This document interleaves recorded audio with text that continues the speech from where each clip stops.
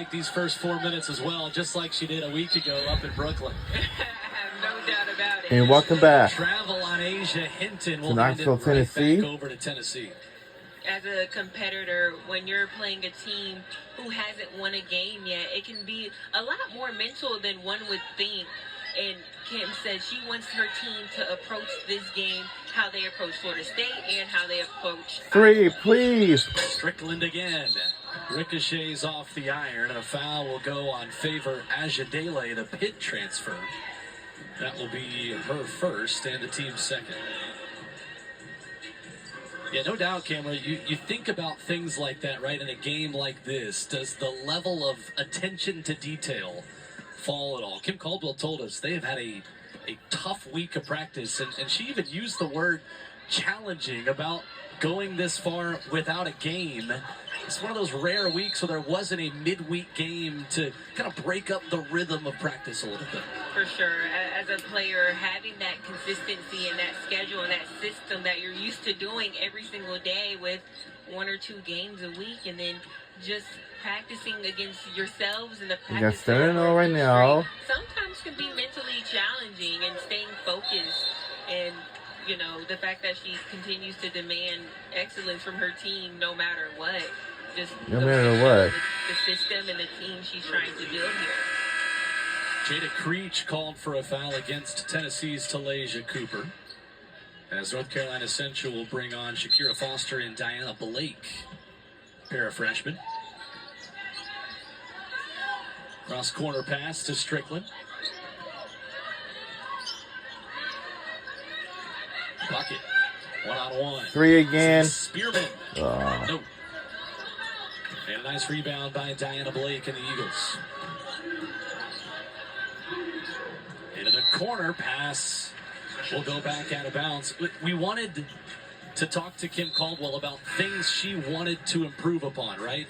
And the big thing she spoke about, rebounding and half-court defense. That's where this Tennessee team, she thinks, needs to take the next step before SEC play. Well, so far today, Cameron, they haven't even been able to really play half-court defense because this Eagles team can't get it across the timeline. Right, and right there, that was just a fundamental pass. Just those turnovers are unforced, and they can't happen if you're NC Central.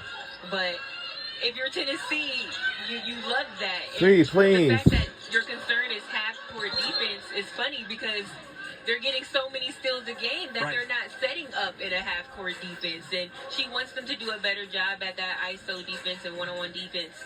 And hopefully they get an opportunity to do that today. Pretty incredible. Tennessee has had 13-plus steals in 6 of its 7 games. They lead the country with 16.6 steals per game. Kim Caldwell, though, will not settle in any way. She is as intense as it gets and will be for all 40 minutes this afternoon as well.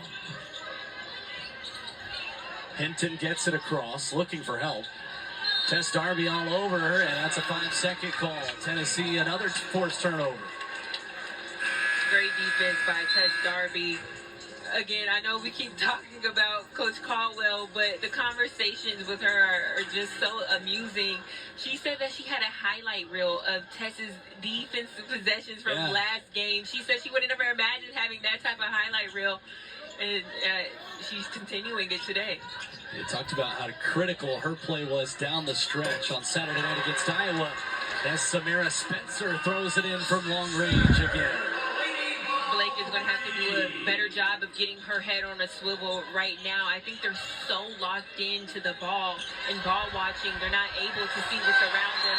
Great job right here by Julian Hollingston. Just a veteran move right there. Staying composed. And with the spin move, I love a good post move. So. Turnover and a 2, 20-0. Tennessee on top as North Carolina Central will take another timeout. You just can't leave anyone open, Cameron, can you? Anyone in this Tennessee team can score from 3. You cannot at all. They can put it in the basket. Right there, Spencer knocking it down right now. NC Central is going to have to do a better job by identifying defensively, picking up the intensity. They want to keep this Tennessee team under 100 points. was the goal from Terrence Baxter as he spoke to us this week and talked about the goal: get 30, hold them under 100.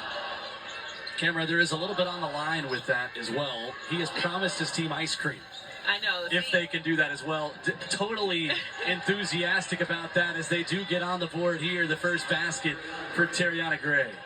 Hey, 3. if that's me, I'm hitting up Cruise Farms, Killwins, my personal fave, Brewster's. There's options down here. Knoxville got plenty of them in fast break. There's Gray once again. And over the top, Tennessee will throw it long for Alyssa Latham. Trapped there in the corner.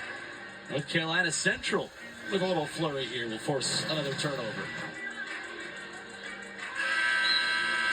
I love the aggression right here by North Carolina Central. Getting to the paint, that's what they're going to have to do. Either they're going to get the basket or they'll get fouled. But right now you have to play inside out once you pass that half-court line.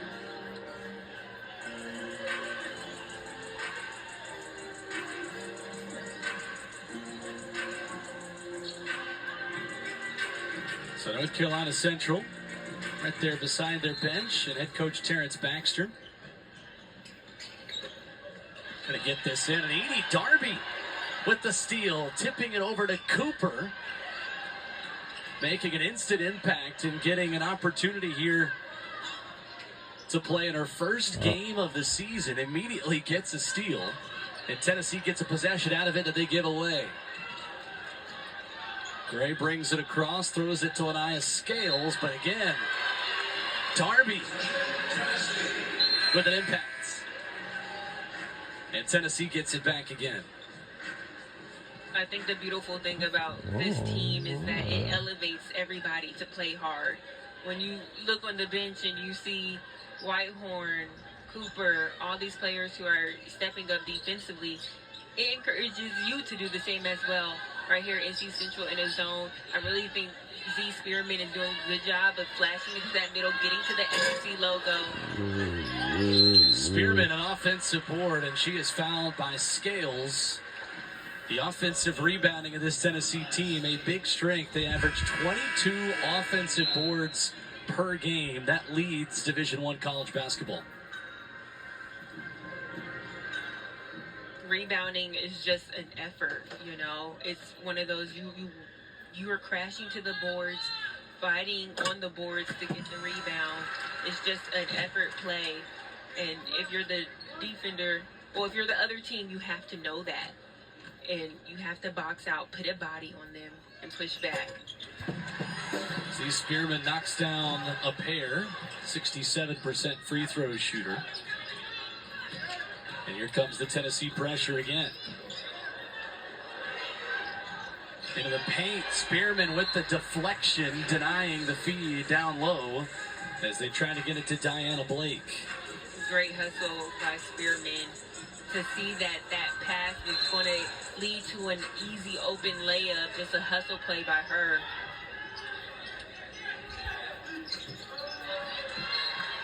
They'll stay on this end once again as Favor Ajadele taps it out. No Jewel Spear, no Kanaya Boyd today for Tennessee. That does allow Kim Caldwell to go deeper into that bench. And Edie Darby, who's not played this season, gets some first quarter minutes. As from the corner, that's Asia Hinton from long range connecting. Puckett, she'll try one. High, arching three, caught some rain on the way up, and comes down with nothing but net.